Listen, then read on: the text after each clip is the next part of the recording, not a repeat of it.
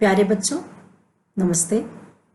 मैं doctor Kavita Sharma, HOD botany, government arts and commerce girls college Devendra Nagar Raipur, आज फिर से एक नए विषय के साथ आपके सामने उपस्थित हुई हूँ। आज का हमारा विषय है इकोसिस्टम। प्रकृति के बारे में सबसे कमाल की बात है और वो है आपसी तालमेल। कोई भी जीवित हो या अजीवित हो, अकेला प्रकृति का आभास नहीं दे सकता। आपसी तालमेल, प्रतिस्पर्धा, विविधता सब देखने को मिलती है।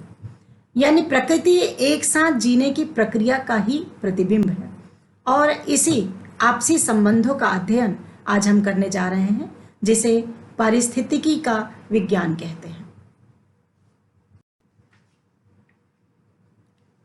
किसी भी पर्टिकुलर एरिया का, यदि उसकी लार्ज कम्युनिटी का या उसमें पाए जाने वाले लिविंग ऑर्गेनिजम्स हैं, चाहे प्लांट्स हो, एनिमल्स हैं, माइक्रोब्स हैं, इन सब को हम देख रहे हैं, वो उसका इकोसिस्टम कहलाता है।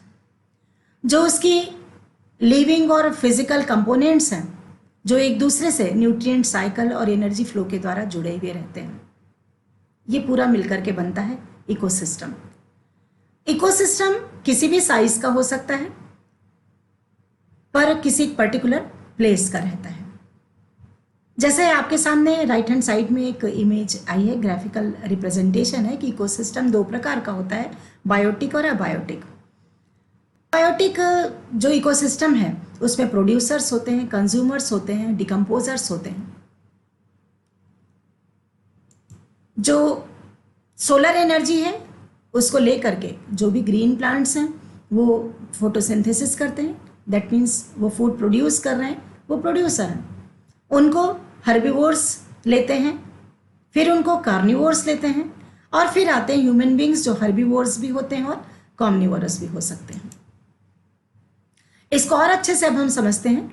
बायोटिक कंपोनेंट्स, प्रोड्यूसर्स, कंज्यूमर्स और डिकम्पोजर्स। प्रोड्यूसर्स यानी सारे हरे पौधे और सारे ग्रीन प्लांट्स और जो भी ट्रीज हैं वो सबके सब जो कि फोटोसिंथेसिस से फूड प्रोड्यूस कर रहे हैं। Consumers, primary consumer, secondary consumer, tertiary consumer और फिर ऑमनिवोरस। प्राइमरी कंज्यूमर वो कहलाएंगे जो कि ग्रीन प्लांट्स को अपने भोजन के लिए ले रहे हैं, जैसे इंसेक्ट्स हैं, फ्लाइज हैं, डियर हैं या रैबिट हैं। सेकेंडरी कंज्यूमर वो होंगे जो ऐसे हर्बीवोर्स को ले रहे हैं, जैसे फ्रॉग हैं, लिजर्ड हैं, फिश हैं या स्नेक हैं। टर्शरी कंज्यूमर वे वाइल्ड एनिमल्स होंगे जो सेकेंडरी कंज्यूमर को ले रहे हैं, जैसे टाइगर हैं, लॉयन हैं, फॉक्स हैं। ये फूड के लिए सेकेंडरी कंज्यूमर पर डिपेंड रह रहे हैं। और ओमनिवोरस उसको बोलते हैं जो ह्यूमन बींग्स हैं, जो कार्निवोरस भी हो सकते हैं और हर्बीवोरस भी। और फिर आता है बायोटिक कंपोनेंट का एक महत्वपूर्ण पार्ट, और वो है डिकम्पोजर्स। जो प्लांट बॉडी हैं या ह्यूमन बींग्स हैं, उनकी डेड बॉडी को ये कुछ माइक्रो ऑर्गेनिजम्स हैं या जो डिकम्पोजर्स हैं वो उनको डिकम्पोज करते हैं, वापस सॉइल में मिलाते हैं और सॉइल उसको न्यूट्रिएंट के रूप में लेते हैं। ये सारे थे बायोटिक कंपोनेंट। इकोसिस्टम का दूसरा कंपोनेंट है अबायोटिक कंपोनेंट, यानी जो भी नॉन ऑर्गेनिक कंपाउंड्स हैं या नॉन लिविंग कंपाउंड्स हैं, ये सारे के सारे अबायोटिक कंपोनेंट में आते हैं, जैसे टेम्परेचर है, लाइट है और सॉइल है। अब हम देखेंगे कि इकोसिस्टम कितने प्रकार का होता है। इकोसिस्टम दो प्रकार का, एक नेचुरल और दूसरा आर्टिफिशियल। नेचुरल इकोसिस्टम जो है वो terrestrial ecosystem, fresh water ecosystem इस प्रकार से बढ़ सकता है, जिसमें हम यदि टेरेस्ट्रियल इकोसिस्टम देखें तो ये चार प्रकार का हमारे सामने आया है। Forest ecosystem, grassland ecosystem, tundra ecosystem और डेजर्ट इकोसिस्टम। आप देख रहे हैं फॉरेस्ट इकोसिस्टम में बड़े बड़े ट्री हैं प्रोड्यूसर्स के रूप में, ग्रीन प्लांट्स जो हैं, और वाइल्ड एनिमल्स हैं जो उसको consumer, secondary consumer, top carnivore के रूप में वहाँ पर पाए जा रहे हैं। ग्रासलैंड में डिफरेंट टाइप के ग्रासेस हैं और उनको लेने वाले हर्बीवोरस और कॉर्निवोरस वहाँ पर भी प्रेजेंट है। जो टुंड्रा है वो ऐसी जगह का इकोसिस्टम है जहाँ बहुत कोल्ड क्लाइमेट होता है। पेंगुइन है जो यहाँ के मेन कंपोनेंट इस इकोसिस्टम में जो पाए जाते हैं। और फिर है डेजर्ट इकोसिस्टम, जहाँ पर रेनफॉल बहुत कम होती है, ऐसी जगहों को हम डेजर्ट इकोसिस्टम में ले सकते हैं। फिर हमारे सामने आता है इकोसिस्टम का दूसरा टाइप, वो है फ्रेश वाटर इकोसिस्टम और marine ecosystem. Fresh water ecosystem मतलब ऐसा वाटर जहाँ पर सॉल्ट नहीं है। और मराइन यानी जो पानी जिसका नमकीन है, समुद्र वाला है, ओशियन जितने भी हैं हम सब उसको मराइन इकोसिस्टम मिलेंगे। आपके सामने वो एक इमेज, एक फोटो दिख रही है जिसमें बहुत सारे बड़े बड़ी फिशेस दिख रही हैं और समुद्र का पानी दिखाई दे रहा है, वो उसका मराइन इकोसिस्टम है। लेकिन बीच में जो फ्रेश वाटर का एक पॉन्ड इकोसिस्टम दिख रहा है जिसमें एक पानी से भरा हुआ जलाशय है और उसमें मछलियां हैं और जो भी ग्रीन उसके प्रोड्यूसर्स हैं और मछलियों को खाने वाले हैं वो सब वहाँ पर उनके फूड लेवल, उनके ट्रॉफिक लेवल वहाँ पर हमको दिखाई दे रहे हैं। नेक्स्ट हम देखेंगे कि आर्टिफिशियल इकोसिस्टम क्या होता है या मनुष्यों के द्वारा बनाया हुआ। वो है गार्डन इकोसिस्टम, वो है एक्वेरियम, या वो है क्रॉपलैंड इकोसिस्टम जिसमें जो भी ह्यूमन बींग्स हैं वो अपने डायरेक्ट एफर्ट से उस इकोसिस्टम को तैयार करते हैं। चलिए अब हम आगे बढ़ते हैं और इम्पॉर्टेंट इकोलॉजिकल कॉन्सेप्ट्स क्या क्या होते हैं ये हम देखेंगे। तो सबसे पहले हमारे दिमाग में आएगा कि जो प्रोड्यूसर्स हैं और जो कंज्यूमर्स हैं, मतलब फूड के लिए एक दूसरे पे डिपेंड है, मतलब उनकी एक फूड चेन बननी चाहिए। तो जैसे दिख रहा है कि लाइट, सनलाइट को लेकर के प्रोड्यूसर्स जो ग्रासेस हैं वो फूड प्रोड्यूस कर रहे हैं, जो ग्रीन प्लांट्स हैं वो फूड प्रोड्यूस कर रहे हैं, और प्राइमरी कंज्यूमर के रूप में ग्रास हॉपर है जो उसको उन ग्रासेस को ले रहे हैं। उन ग्रास हॉपर को फ्रॉग सेकेंडरी कंज्यूमर के रूप में ले रहे हैं। टर्सरी कंज्यूमर के रूप में आपको स्नेक दिखाई दे रहा है और स्नेक को खाने वाला वहाँ पर हॉक दिखाई दे रहा है। और फिर वो पूरी प्लांट बॉडी या ह्यूमन बॉडी है या एनिमल बॉडी है वो सब डिकम्पोज हो रही है और वापस सॉइल में मिल जा रही है एक न्यूट्रिएंट के रूप में। आप देखिए कि किस प्रकार से एक दूसरे से ये आपस में फूड के लिए बंधे हुए हैं और इसलिए ये खाद्य श्रृंखला या फूड चेन के नाम से इसको हम जानते हैं। ऐसे बहुत सारी फूड चेन आपस में यदि अंतर संबंधित रहें, इंटर रिलेटेड रहें, तो वो फूड वेब बनाती हैं। देखिए यहाँ पर आपको दिख रहा है कि बहुत सारे ग्रीन प्लांट्स हैं और इन ग्रीन प्लांट्स को खाने वाला जो प्राइमरी कंज्यूमर है उसको सेकेंडरी कंज्यूमर 2 हैं जो ले रहे हैं, 2 हैं या 3 हैं। जैसे मान लीजिए कॉर्न है, उसको ग्रास हॉपर उसका प्राइमरी कंज्यूमर है, लेकिन सेकेंडरी कंज्यूमर चूहा भी है और मेंढक भी है, यानी फ्रॉग और रैट दोनों उस ग्रास हॉपर को खा सकते हैं। तो इस प्रकार से जो इंटर रिलेशन है बहुत सारी फूड चेन का वो कहलाता है फूड वेब। इसी इकोलॉजिकल कॉन्सेप्ट्स में हम आगे बढ़ते हैं तो हमको एक और बहुत इंपॉर्टेंट वर्ड समझ में आता है, वो है पिरामिड, इकोलॉजिकल पिरामिड।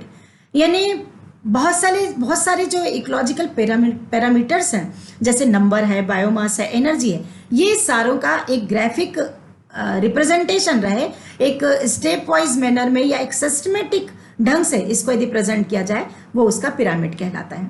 ये पिरामिड आप देख रहे हैं कि नंबर्स का भी हो सकता है, बायोमास का भी हो सकता है और एनर्जी का भी हो सकता है। आपके सामने जो राइट हैंड में एक चित्र प्रस्तुत हुआ है इसमें आप देखिए ये बायोमास का आपको पिरामिड दिख रहा है जो कि उल्टा भी है और सीधा भी है, लेकिन इसके पहले मैं आपको इसको नंबर के रूप में समझाना चाहूंगी। देखिए ऊपर वाले चित्र में आपको दिखेगा कि जो प्रोड्यूसर्स हैं यानी ग्रीन जो प्लांट्स दिखाई दे रहे हैं उनका नंबर काफी ज्यादा है। जो हर्बीवोर्स जो प्राइमरी कंज्यूमर उसको ले रहे हैं उनका नंबर उससे कम है, और जो टॉप कॉर्निवोर है जो टर्शरी उसका कंज्यूमर है वो उसका नंबर एक सिंगल दिखाई दे रहा है। तो ये नंबर का डिक्रीज हो रहा है, सबसे ज्यादा नंबर फिर कम फिर कम फिर कम। तो ये जो डिक्रीज हो रहा है ये सीधा पिरामिड बनेगा। यदि मान लीजिए कोई एक बहुत बड़ा वृक्ष है और उस वृक्ष पे बहुत सारी चिड़ियां हैं, उस वृक्ष को नंबर ऑफ जो बर्ड्स हैं वो उसको फूड के रूप में ले रही हैं और उस बर्ड्स में बहुत सारे इंसेक्ट हैं वो उसको फूड के रूप में ले रहे हैं। तो आप देखिए ट्री एक सिंगल, चिड़िया उससे ज्यादा, इंसेक्ट्स उससे भी ज्यादा। मतलब क्या हो रहा है कि नंबर जो हो रहा है वो इंक्रीज हो रहा है। तो नंबर यदि इंक्रीज होगा तो पिरामिड उल्टा बनेगा, नंबर यदि डिक्रीज होगा तो पिरामिड सीधा बनेगा, अपराइट और इन्वर्टेड। अब इसको हम बायोमास के रूप में समझते हैं। इसमें ही देखिए आप ऊपर वाला जो चित्र दिखाई दे रहा है इसमें जो प्रोड्यूसर हैं वो ग्रीन प्लांट्स हैं एज यूजुअल, और उसका जो बायोमास दिख रहा है वो 1000 किलोग्राम दिख रहा है। जो हर्बीवोर उसको ले रहे हैं उसका 100 किलोग्राम दिख रहा है बायोमास। जो प्राइमरी कॉर्निवोर उसको ले रहे हैं उसका और 10% कम कर दीजिए तो उसका 10 किलो केवल बायोमास दिख रहा है, और टॉप कॉर्निवोर जो है उसका बहुत ही कम बायोमास दिखाई दे रहा है। तो बायोमास के रूप में इसको हम अपराइट कहेंगे कि अपराइट सीधा इसका बना हुआ ये पिरामिड है। दूसरा पिरामिड हम इसी का देखें जो कि इन्वर्टेड है, जो उल्टा है। तो आप देखिए जो प्रोड्यूसर्स हैं उनका 4 ग्राम यानी बहुत कम उसका बायोमास दिखाई दे रहा है। जो हर्बीवोर्स हैं उनका बायोमास उससे ज़्यादा डबल दिखाई दे रहा है, और जो कार्निवोर्स है उनका उससे भी ज़्यादा दिखाई दे रहा है। तो जो बायोमास है वो इसमें उल्टा बना हुआ है, इन्वर्टेड है। नेक्स्ट हम देखेंगे,